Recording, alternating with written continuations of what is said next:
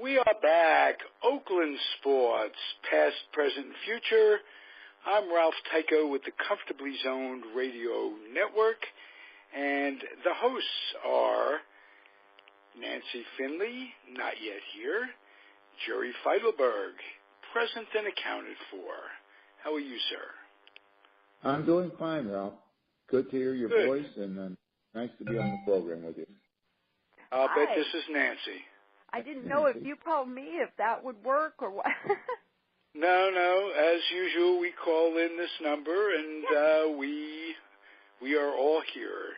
Nancy, Jerry's here. Jerry, Nancy. Good.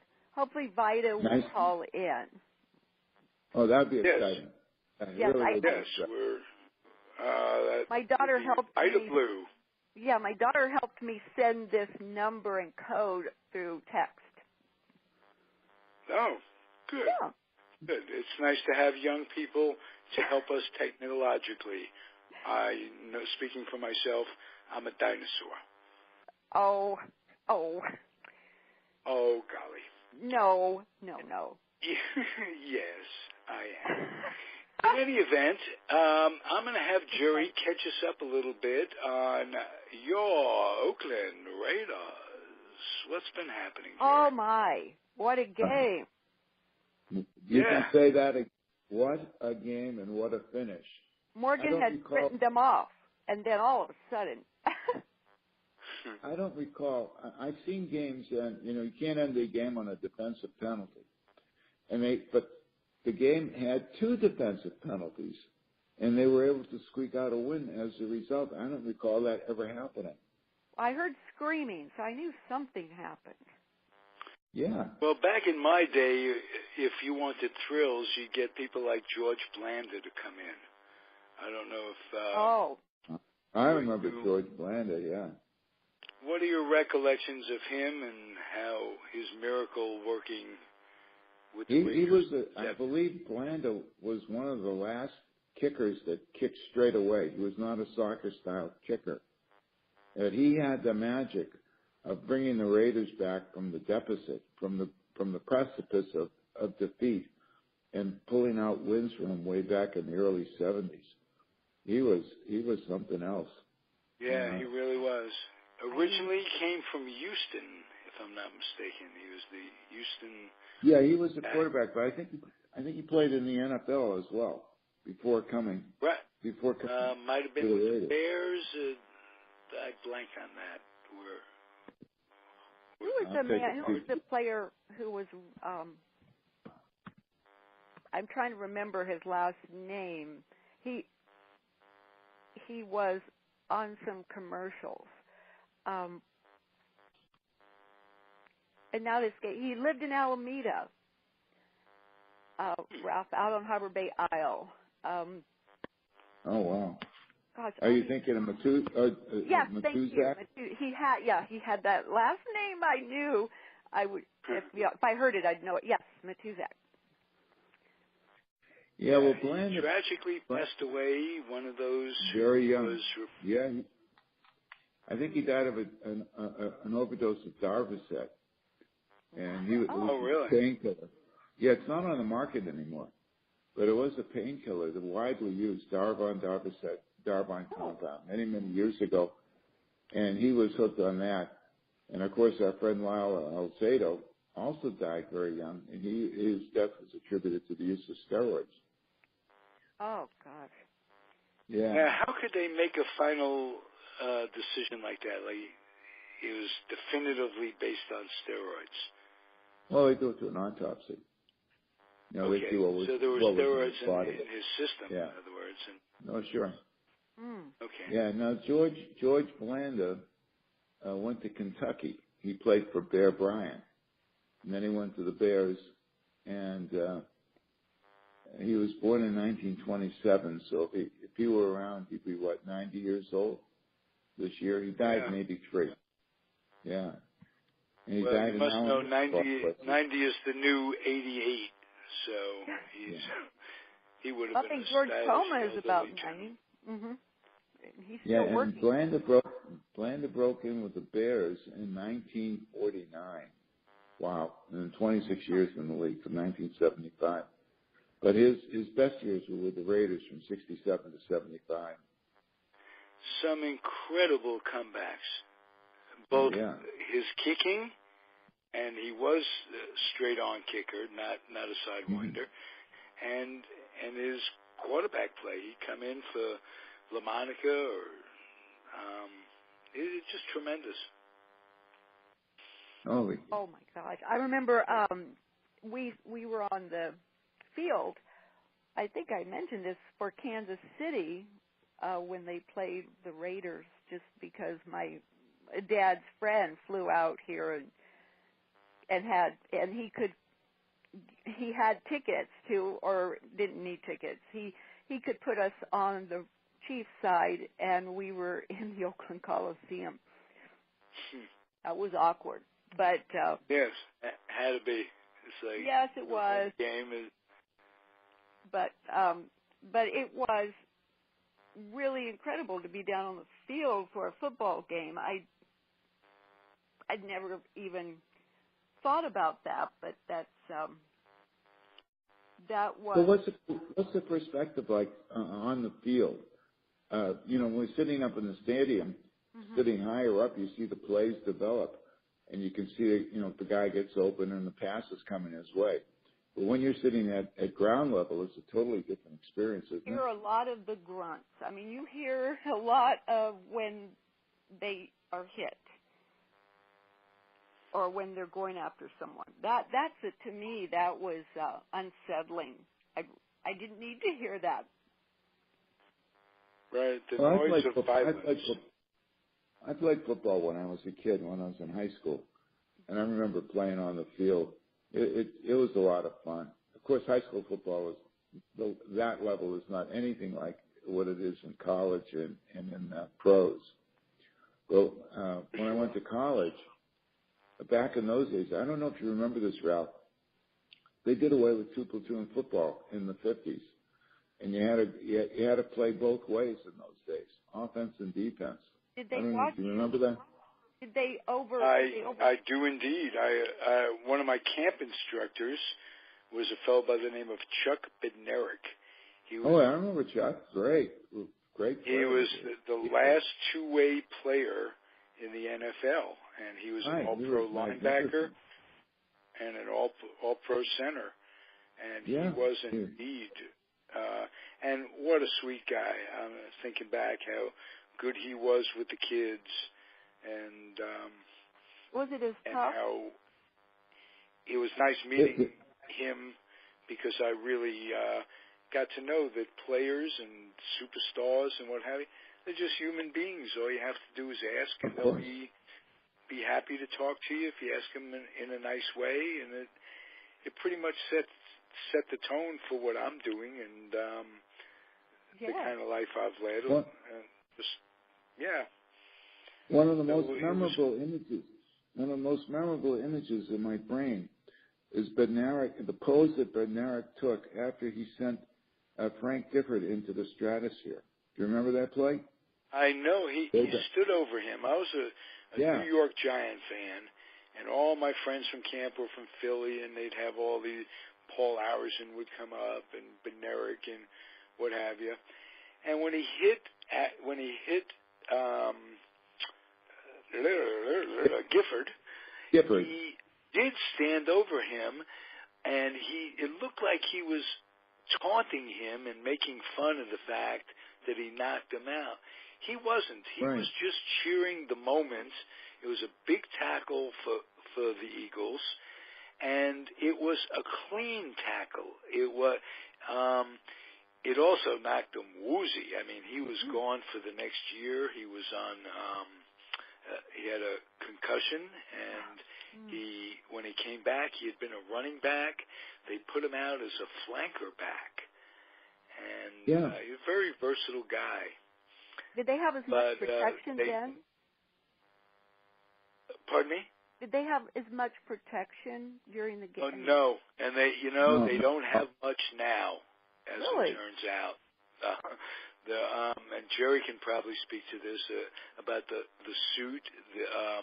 players, former players. Yeah. Oh, you mean for the CTE suit on the chronic traumatic encephaly? It looks like they're protected out there with all the gear. Well, the problem with the helmet is the helmet will protect the skull, but it doesn't do anything for the concussions.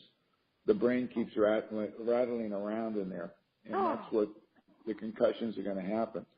So I don't know how they're going to improve that. They've got people doing research on these. I have a friend of mine who's trying to develop, with a doctor, he's trying to develop a better test for concussions so that they can check the players out and pick these things up before they go back to play. Those helmets are so That's about all they can. That's all they can do. I remember when we were a kid, guy would get his bell rung, and they'd take him out of the game, and then the following week he's back playing. Mm-hmm. And now we know that some people don't. It takes more than a week. It might take months sometimes to get over a concussion. I remember the effects are cumulative. If you have one concussion, they're cumulative. Yeah, yeah, and they get easier. And there were two guys in the NFL, two quarterbacks that had to give it up due to the concussions. One was our friend Steve Young, who had 6 or 8 concussions, and the other was Troy Aikman, who had a number of concussions. And now these guys appear to be okay now, and they're in their 50s, but we don't know the effects 20 years from now. If they have any other problems that can occur later down the road. People used to think, he's tough. He gets over them quickly.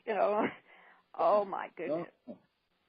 Yeah, we also don't know the effects that he's not letting on, that Aikman and Young and these guys don't let on because of pride to the press, until they get really sick. Dwight Clark is now suffering from ALC. Well, ALS. That's ALS. Catfish Hunter died from that. Oh, and, I remember. And that's related to multiple sclerosis, which is a totally different disease. That's been it's hinted. They don't know for sure, but eating fish, freshwater fish from certain areas, they have found selenium or something that might cause ALS. They don't. I mean, that's been. Well, they're still going to go on eating fish on Friday. That I can assure you. And I remember Jim Hunter liked to fish on his property. I mean, this is freshwater in certain areas. Yeah.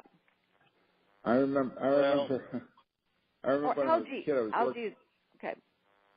I was working at a country club, and one of the guys that went to grammar school with Billy McDonald and his brother. I can't remember his brother's first name at the moment. They were the engineer and the refrigeration guys at the country club.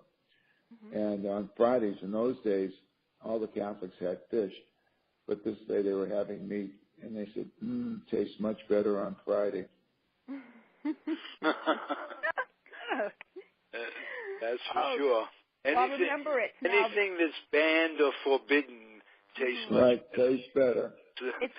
That is the human psyche that plays through with everybody. The grass is greener. This is better to look at. It's a crazy world. Well, that's why the Jewish people after Yom Kippur, instead of when they have the dinner to break the fast, they go to the Chinese restaurant and have the pork spare ribs and the lobster and shrimp sauce. But they're hungry. What can I tell you? Yeah. Yeah. Well, Jerry, you hinted at something the other day. Is the deal to Las Vegas absolutely clinched? Is there nothing they're waiting for in terms of ballpark approval? Has shovel hit the ground yet? Can some screw this up, because it's going to be 3 or 4 years when they're still playing up here? Any hope? That's a good question, and I'm going to take a quick check and see if there's any update. The shooting might do something on the stadium in Las Vegas for the Raiders. just financial. They may not have the finances they did. It depends on what happens with the outcome of the shooting and the lawsuit. You know, tragedies seem to bring cities, communities together.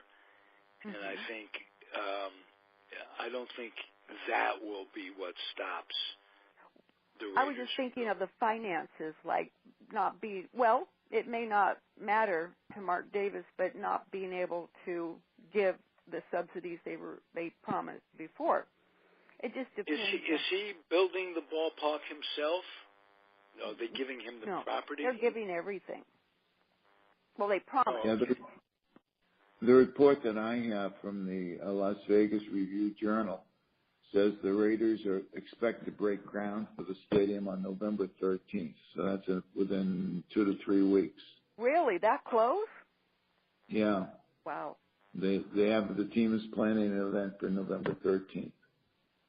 Real. I just hope it's not one of those things that's left halfway done, if you know what I mean. Like just, well, that happens. But it could. Well, let's hold out. Anything new on the stadium, on the ballpark up here? Anything? No, nothing. Nothing except they're in negotiations. We've discussed that they have to get permission from the Peralta board and the go-ahead from them. I know that I think that they had a tentative agreement that they were going to go ahead with the project, but I don't think it's been finalized yet. And until it's on paper and signed, it doesn't exist. I've seen so many last-minute changes in my life. I just don't know. Right. I mean, and is anything, well, Nancy, you gave me one of the most interesting pieces of trivia that last week, where there's a good chance that had the A's, if your dad didn't want to live here, there's a good chance they might have moved to Seattle. Mm-hmm. So it was all hingy. Your dad was getting divorced, and there's probably a lot more women down here. Yeah. Well, yeah. I mean, Seattle seems so far away from everything. Yeah, and Charlie didn't have to live there. He wasn't going to live there. So big difference. And absolutely. I remember Dad had checks in Kansas City that had his name in Muni Stadium. That was it. No, not even a street address. Well, you remember when Danny Kaye bought he bought the Mariners. He was one of the owners, and he was living in L.A. And if there's a problem, it's a 2.5-hour flight from L.A. to Seattle. Mm-hmm. And while it's not that far in terms of flight time, it's really better to be closer to the action if you're going to be a hands-on owner, or have people who have your best interest at heart. Your best interest, yes. I remember Dad was the one who signed off on the roster every day when they were in town. People would be running to find Dad by 5 o'clock. You had to have someone there to do that. Right. Well, you're running a business, and I know that when you have absentee ownership, the mice will play when the cat's away, and you should be and you should be on top of your business. And it was good that Carl was here to run. You said Danny Kaye. Was that the original Jim Bouton? No, that was the Pilots. That was the one year that the Pilots were in Seattle. That was not Danny Kaye. Oh, okay. Danny Kaye came in. He didn't own them then. No, he came in 77. And I forget who his partner was. Yeah, and I don't know how long he held the team. You got to remember. Yeah. Did he go to the owner meetings, do you know? I don't know. He certainly would have been entitled to. Yeah, because Dad used to have his favorites. He would, because Charlie stopped going to the owner meetings, and Dad was on his own. And Dad liked Gene Autry a lot. Oh, yeah. I would. Gene Autry, yeah. The whole country liked Gene Autry. Oh. It was unfortunate that he passed away before the Angels won the World Series in 2002. Mm-hmm. He loved baseball. And Autry made a fortune in radio stations. I think he owned KTLA in L.A. Or KMPC. I think he owned both of those, Channel 5, and he owned KMPC, which was 710 on the dial, and they carried the Angels station, the Angels games way back when, back in the 70s. He made good investments. Yeah. Oh, he was a very wealthy man, and he had his spread out in Palm Springs, and all I can tell you, he was very popular, and he was a big movie star and recording star. Made a fortune with Rudolph the Red-Nosed Reindeer. That was one of his signature songs back in the 70s. Oh, yeah. Oh, yeah. Yeah. I'm reminded that in those days, in the days when I was a kid, celebrity owners weren't uncommon. Bob Hope had a big share in the Cleveland Indians. Right. Really? Wow. Bing Crosby came across a picture of him in a workout with the Pirates. He owned a piece of the Pirates, and he'd work out with them. And I'm trying to think who was. I know Yawkey would work out with the Red Sox and what have you. It was a different age where management and the ball players were an awful lot closer. Let's just. Yeah. Well, one of the things, Ralph, you got to remember that the players that were bound to the club by the reserve clause. And I had a chance to talk to Jerry Coleman in 2010. It was the last game of the season when the Giants beat the Padres to win the NL West. If you recall, the players stayed with the club, and they didn't have the right to move around like they do now. And so it was a two-way street. It was a two-way street, and the owners had control. They could do what they want with the players, and the players, they developed bonds between themselves, and they viewed themselves as a core unit. Now they talk. The only core unit that I remember in the last 30 years is the core four that the Yankees had. Mariano Rivera, Jorge Posada, Derek Jeter, and Andy. Yeah, and you don't get that because you don't know how a player is going to develop. So you might get a guy that takes 3 years or 4 years before he starts producing, and then 2 years later he's gone. And it's very, very difficult to build clubs all the time. And you have to decide which players along the way to extend so they don't reach arbitration and free agency.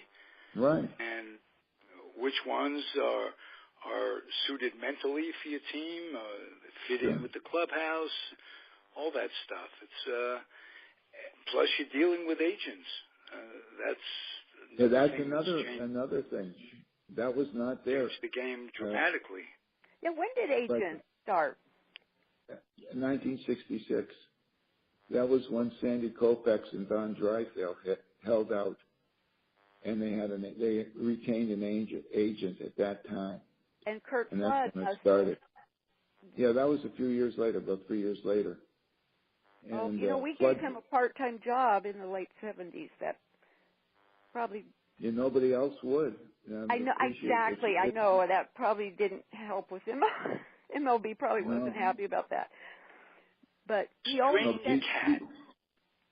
sent Dad a Christmas card. Oh, that was nice. Oh, that's nice. His lawsuit or his stand against being traded to the Phillies against his will, and he risked his entire career on that. And he set the tone. He set the tone for what happened later. When McNally and Messersmith got those contracts, they became the first ones to get free agency.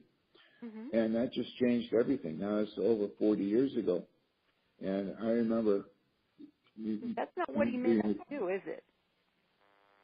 I didn't hear you, Nancy. Was that what Flood intended with his suit? I know he lost it. Yeah, he lost the suit, but he felt he didn't want to go to the Phillies. And he felt that he ought to have the right, as anybody else, to find employment where he wanted to be employed. That's all. Okay. And if you're working for someone and you don't like it, you give your notice and you move on to someone else. Or if someone else comes in with a better offer, you say adios and go to the new employer. and baseball players never had that. And that was a constant struggle between the owners and the players since the inception of baseball. But when they got in, when they played, didn't they know that was how things worked? Yeah, that's how things worked, and it was in their contract. And they also knew that baseball had a limited antitrust exemption that allowed them to do that. Other businesses do not have that. And the baseball antitrust exemption was upheld by the Supreme Court. And the only people that can change the antitrust exemption would be the Congress. And there's no movement to do that. The Congress would never do that now. NFL doesn't have that? No, NFL is not protected by the antitrust laws at all. They do not have an exemption. They're a non-profit. Believe it or not, the NFL is a non-profit organization. Tax exempt. And they pay their executive director $40 million a year, which is a lot of non-profit money. That's why I think, if I'm not mistaken, they lost that non-profit standing recently. Did they? Yeah, they could be. Have they voted? Has that been taken away, or it was threatened? But I wondered if that was taken. No, I don't know if they lost it or they intentionally gave it up because of some of the restrictions on a nonprofit and what have you. But, you know, it comes down to Congress and sports. They're going to work hand in hand. It's tough when the Congress has to come in and judge your sport. All the people qualified, and you could say holier than thou, or the pot calling the kettle black, that kind of thing. Shouldn't be set up that way with the Congress. And my initial thought for the Raiders was I had a surge of sadness go over me when we were talking about the Raiders and Blandon and what have you. How many kids, and adults can be kids too. I remember I still feel the pain of the New York Giants moving to California to sit when I was a kid. I was 10. And when your team moves, it's just it can be devastating if you're really into it. So my proposal is that all these teams should be the cities should have the rights to eminent domain to keep at least the name of the teams. That's what happened in Cleveland when the Browns became the Ravens. The city demanded that all the trademarks that belong to the Cleveland Browns stay in Cleveland. And that happened, and that's also the case with the Seattle Supersonics. When they moved to Oklahoma City, if a club goes back to Seattle, and Chris Hansen is pushing for one up there, they want to bring back all the Sonic records and start over with their heritage. And I think that's a good thing. Yeah. Well, you know, that's strange. I do a show on the old Washington Senators and the Twins and the movement of those franchises. Who do you credit it to? Do you credit Washington with the Expos records? There's the new franchise in Washington when the first Washington franchise moved to Minnesota. That same year in '61, baseball took in the expansion Senators, the Dodgers, who later became the Texas Rangers. So that's a very complicated issue because you had the Washington Senators records with guys like, you know, from the 50s, Harmon Killebrew. They became the Twins, and then you had the second coming of the Washington Senators in '71 until they left, or '61 until they were there for another 10 years, and then I guess those records went to the Texas Rangers, and now the third team in there, the Nationals. I guess they got the Expos records, but what if a team goes into Montreal with those records? The records should start again. Killebrew worked for us in our front office, by the way. the 70s. He did some announcing. He was a gentleman. He was. And a man with a really long last name I can never pronounce. People call him Red Shaindingst? It's not, the name seemed longer, unless I can't pronounce it.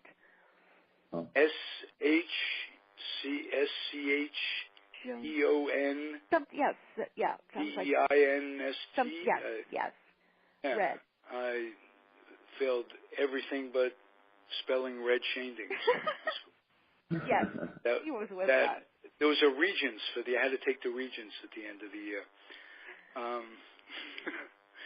I slept through most of my high school career, but not the Red Shaindingst. Well, I communicate. Ken Retzker was with the Nationals, I think, until '62, and he had heart surgery recently, and he's about, I think, 88 or 89. He's doing great.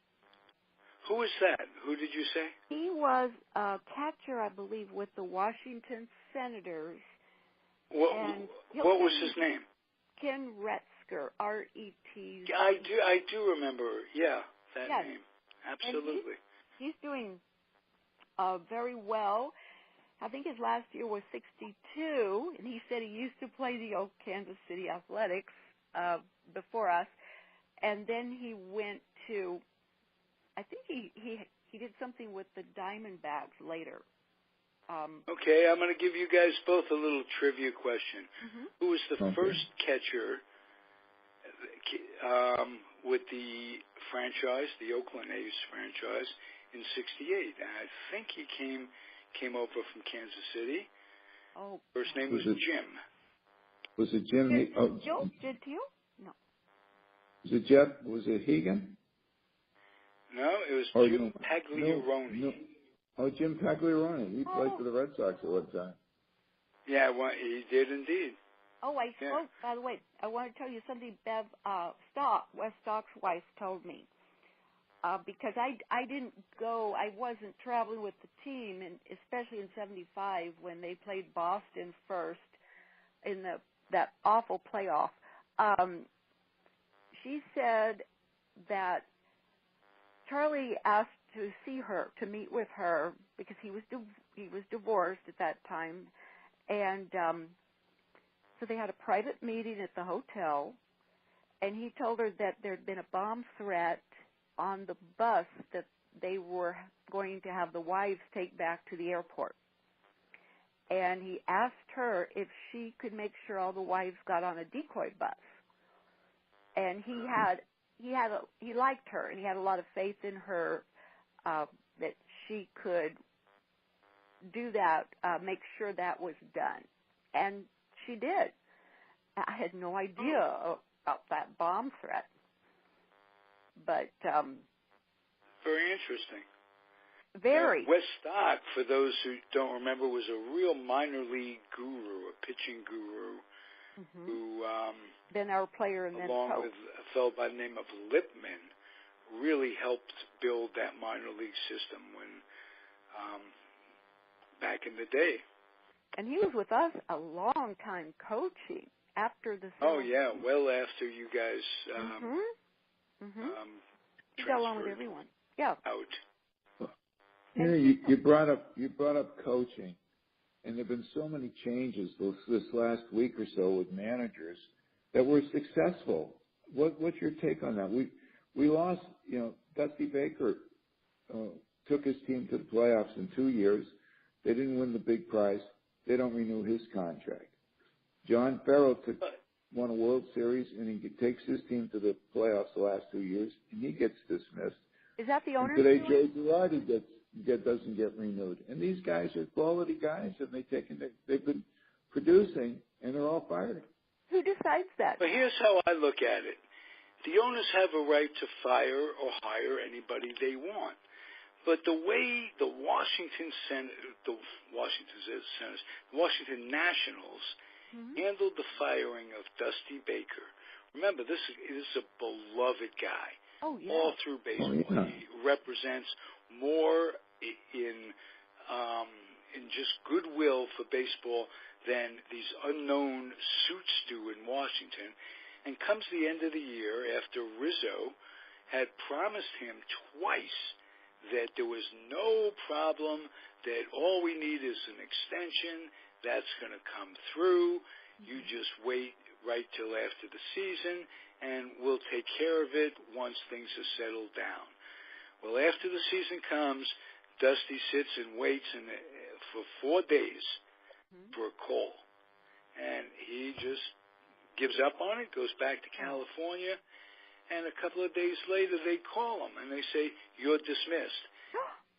They had the right to do that, but they could have brought the man in and said, "We changed our mind, this, that, and the other thing." Not that it was a good sport thing to do, to lie to him twice, once in July, once in August.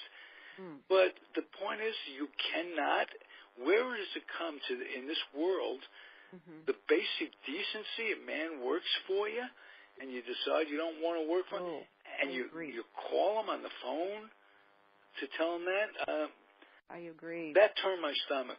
There's a story behind that somewhere. And a lot of times a player or a manager will hear that they got fired through a news report. They don't even get the phone call. Right? That's happened too. Exactly. Oh, wow. That's you would think it would be a little different. That's all.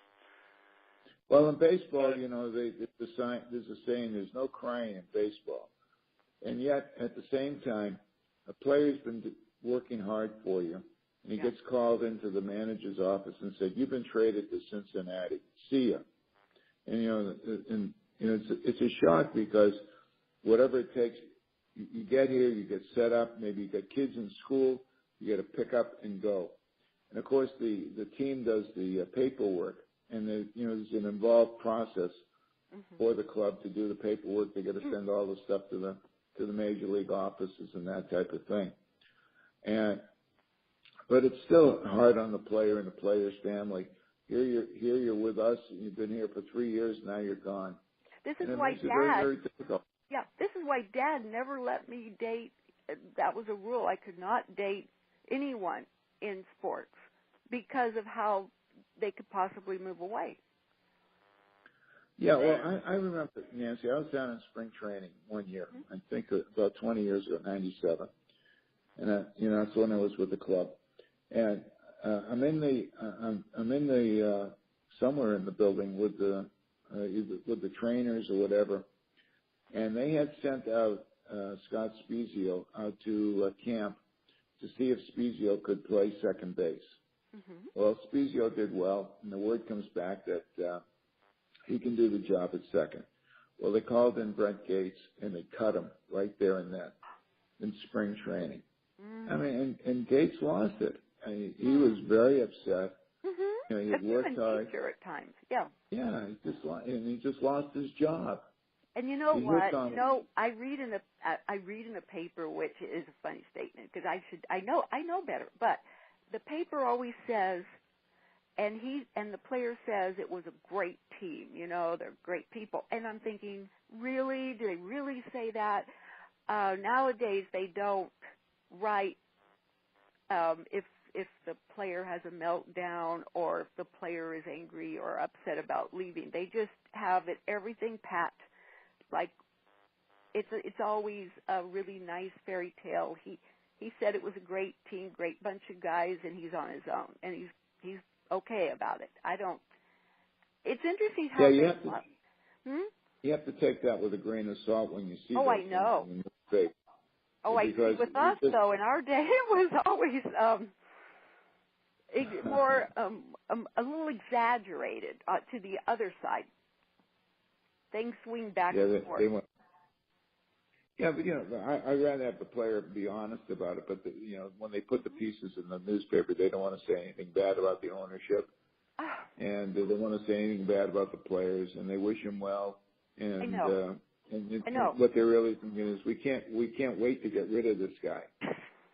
I'd rather see a little more human. I'd rather read it where it's something I would expect maybe from a player, not just, well, okay, it was a great time. Goodbye. But I know that they're doing that. I'm just surprised that the media doesn't ask more questions like that. No, they don't. It's Nancy, let me ask you a question. When you go to an A's game today, are there the changes that has taken place in baseball and the atmosphere around the ball club? What do you like and what don't you like? What changes It's or still the, feel good I to still you? hear the same sounds, like the diehard fans who who are really rooting for the team. You hear those sounds. It's hard to explain. And do they still have boosters? Yeah, I think so. Okay, good. I didn't know if they were called something else, but I always knew there were boosters who sat in the same seat and had the same reaction and wore the same clothes. I mean, it was interesting because these people were so hardcore, and it was fun to watch. I see that. I still see that. Yeah, the A's have a basic crew of folks, maybe 4,000 or 5,000 season ticket holders or what have you, who are incredibly loyal. No what I don't like not being able to see the hills. Well, yeah, none of us. That's what you don't like. Okay. Oh, that's okay. What I do like is I like the people out in right field with the banners and all the stuff that goes on. If they get a home run hit out there, there's a lot of excitement. That makes it fun. We had that. We had that, just maybe a different location. They moved things around, but the signs were there.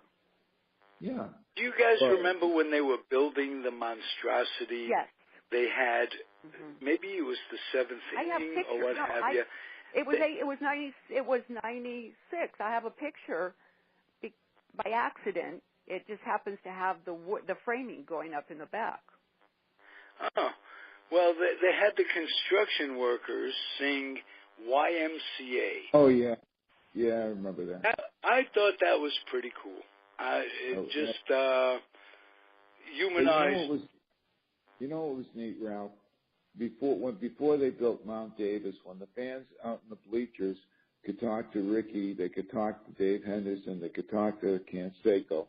Yeah. And now the way the bleachers are, it's not an intimate setting. And in fact, if you look at the bleachers, sometimes you're not even looking at the fans are looking to third base side rather than looking to the field, the way it's laid out. You're right. And, bleachers, where the bleachers were, or in the middle, is where we used to bring Charlie O. the Mule out. Yeah. Yeah. It's a great experience. When I was a kid, I would go to Fenway Park and I'd be out in the bleachers, and you could hang over the bullpen and talk to the players. Exactly. It was a fun experience. Yeah, it was a fun experience. Jerry, did you see Ted Williams when you were a kid? Oh, many times. Yes. In fact, I saw him in a couple Ted Williams stories you want to share? I think it was when he came back from Korea, and in his first doubleheader, he had 8 hits and 9 at-bats. How's that? He was fabulous. Amazing. Fantastic player. By the way, I'm watching the World Series, and I can relate to all the looks, to all the expressions on the players and the family, and it's hard to watch because, and I know they're going to tie it up for some reason. They're extreme, they're on their mark every game, of course, and you don't see that spread. And I know what they're feeling. They're feeling sick to their stomach because you don't know which way it's going to go. Right. Well, that's part of it. We all have to take our caps off to the A's rivals now. They're in the American League West. Houston in the American League West. Just doesn't make sense. Certainly doesn't make sense that they don't know how to pronounce it. It's pronounced Houston, like Houston Street in New York. No, it's not. Yeah. No, Houston. Well, that was Sam Houston. It up. That's the way they pronounce his name. I've been in New York, and it's how they pronounce it Houston Street, like they should. No, and, really. Okay, no, well, really. however you want. Anything in Texas is wrong. I Start out with that premise. My aunt used to call Concord. But hey. Yes, I've had relatives and what have you, Concord, yeah. yes. That's just, yeah. And I pronounce things Texan sometimes. Oh, well. You're the exception. By the way, everything in Texas is wrong but Nancy. There used to be a resort up in the Catskills. It was called the Concord, if you remember, Ralph. Yes, indeed. I remember when Charlie took his girlfriend. You're a well-traveled man, Jerry. How did you know about the Concord? Oh, well, I had friends work up in the Catskills. I never went up there, but I had friends that worked up there as a waiter during the summertime. Well, the best thing I can tell you about the Catskills, Wilt Chamberlain and all the big stars used to come up. It wasn't the Concord, it was Kutcher's. And they had an exhibition basketball game to take care of Maurice Stokes. I remember Maurice Stokes. He went to St. Joseph's in Philadelphia. And his great friend was Jack Twyman of the Cincinnati Royals. He adopted Jack Twyman. When Maury got sick, Jack Twyman basically adopted him and became his guardian and set up this game at Kutcher's, where all the stars in the summertime would come out, Wilt and Russell and Connie Hawkins, and the great players of the day, and they'd raise money for poor Maury, who was on a plane. He had some sort of virus or what have you. And did he catch it on the plane? I don't know. Oh. Yeah. That's a beautiful part of the state. I happen to know now. Now you brought up. You seem to not know that there was a basketball team in Cincinnati known as the Royals. Oh, okay. They started out as one of the original NBA teams. Actually, I think they started in the Basketball Association of America, which became and the Royals were in Rochester. The franchise started out in Rochester. You know, I was thinking, okay, is this a baseball team that became the Royals? No. No. This is basketball. Okay. And the basketball team, they were the precursors of the Kansas City Kings, which became the Sacramento Kings. Really? Oh. Absolutely. So their history goes from Rochester, New York, to Cincinnati, to Kansas City, or maybe they played in Omaha too. I don't remember. And then to Sacramento. And if you go to Sacramento, they still have the original carpet bag up in the stand somewhere, up in the upper deck. Really? Kidding. No, I'm kidding. You're so... that was a franchise that moved more than the Red Sox, or more than the Braves, rather, not the Red Sox. The Braves made two stops, Milwaukee and Atlanta. The A's went from Philadelphia to Kansas City to Oakland. Mm-hmm. I think that's what has any other team been shifted as they have the most shifts. Well, the Browns moved around a little bit. I want to ask you something too when you're done. Okay. Go ahead. Oh, okay. You mentioned Philadelphia, Kansas City. That was a 5-year spread before we bought the team. And okay, so it was. I don't think many people are aware that the A's were Kansas City for a good time, half a decade before us, and so it throws me off when I see the A's with all this stuff going back to when they begun with Connie Mack in I think 1901. And I wanted to ask, do the Dodgers do that? Do other teams who move, do they do that now with all the way back to the beginning? The Dodgers and the Giants both do. Oh, the Giants recognize the New York Giants, and Oakland recognizes Kansas City and Philadelphia. See, with me, it used to be like when we bought it, it was like, then the colors changed. But I don't remember much about before that because as you know, then there was the Phillies, but the Philadelphia Athletics, we really liked the Mack family and Connie Mack, but that time period in between sort of separated it. So I was just used to when the colors changed with us. What was amazing about the Philadelphia move, the A's moving to Kansas City, is that if you were going to take bets on which team would be moving, it would have been the Phillies, because they were an absolute horrible franchise. Oh, they won their first championship in 1980. They had been in business for about 100 years before they won a championship, and they only had gone. Yeah, they had only gone to the World Series twice, once in 1915 and then the second time in 1950. Oh, okay. They just were Whiz Kids. Not a good franchise. They were the Whiz Kids at that time. Oh, yeah, the Whiz Kids. Granny Hammer. I love the third baseman, Willie Puddinhead Jones. That's a great name. Came out of that. Oh, yeah. Great names. Kurt Simmons, Robert Roberts, Andy Semenuk, great players. And then Eddie Robinson. And then in Kansas City, they were just known for trading off to the Yankees. Right, they were a Yankee Farm Club. That's too bad. They got, Bob because Roy Siebers. They got Roger Maris. Norm Seaburn, I think, was. Now, when did they acquire the Phillies? Who acquired the Phillies? I mean, when did Philadelphia start the Phillies? The Phillies. I think they were in the National League in the 19th century. Oh, okay. So when the Athletics left Philadelphia, they already had another team. Yes.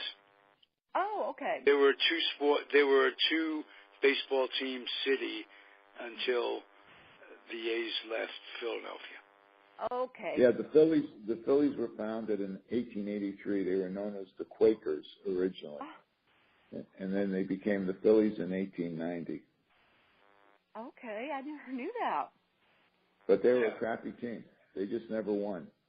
They went 35 years and they didn't finish in the first division. In those days, they had two divisions because there was only 8 teams, the first division and the second division. And they were the perennial losers. I think they finished once in the first division in 35 years. They just were not a good team. And then of course, Ralph brought up the Whiz Kids, and we forgot to mention Richie Ashburn, Hall of Famer, and Robin Roberts as well. Robin Roberts, yeah, great ball players. Many good names. Well, I wanted to mention Vida because when I called at about 2, and it said the conference hadn't started yet. So I was just concerned that he might have tried calling around the same time. But I'll check text messages. Okay, lady, my dear lady Nancy and Ralph, I've got to do my other podcast, and I'm going to sign off, and I will talk to you next week. Yes. Okay, we'll get Vida next week or the week after, Nancy. Not to worry. Well, hopefully next week. I mean, he knows now. He knows how to call in. Hopefully. Absolutely. Okay. Absolutely. Okay. Great. This has been delightful. I love chatting with you guys. Oh, same here. I've learned so much. Should we make it at 2 o'clock from now on to avoid confusion? Would that be easier for everybody? Whatever. No, I'm done with my appointments, so 2 o'clock is fine with me too. Okay. Any time is fine. Okay. 2 o'clock it is. Good deal. We'll do it 2 o'clock next week. Okay. And I just want to tell you both to stay healthy. That's the main thing. You got it. You too. Thank you. All right. And we will be back. I'm appreciative of your time, both of your time. Nancy, please say hello to Morgan. I will. Jerry, the three of us will all get together for a little Alameda party real soon. That would be fun. We have to do our birthdays in about 8 or 9 days. Ralph's birthday is one. Yeah, our birthdays coincide, don't they, Jerry? 8th and 9th, and Ralph's on the 8th, and I'm on the 9th. How's that? Oh, wow. Okay. We have Isn't to. it great being a Scorpio? I wake up every morning and I think, God, I'm a Jew in America who's a Scorpio. A Scorpio. Oh, gosh. What a triple play. What a triple play. Well, happy we can do the Alameda thing. It'd be nice. I'd like to do a lunch in Alameda. It'd be great. And also, we could sit with the digital mic and we can do an episode one day all together. That's true.